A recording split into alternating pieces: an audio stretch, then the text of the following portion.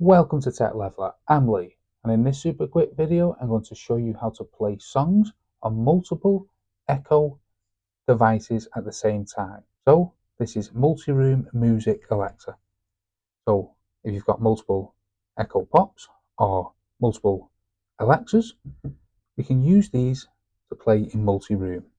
All we need to do is go to the Amazon Alexa app, press devices, then press the plus here, and then select combine speakers here.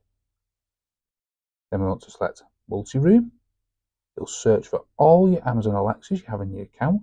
You just then select them all, press next at the top here, name the room, go through the process, finish, and then that will be a new group created for all the speakers within that group.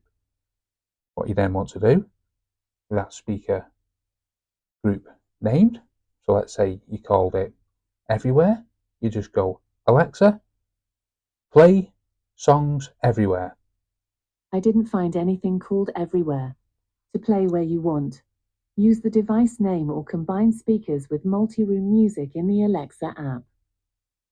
See, because I haven't made that group, Alexa doesn't know where to play it, but if you did, it'd play all your music in all the rooms. So hopefully that helps you out how to play songs on multiple Echo devices at the same time.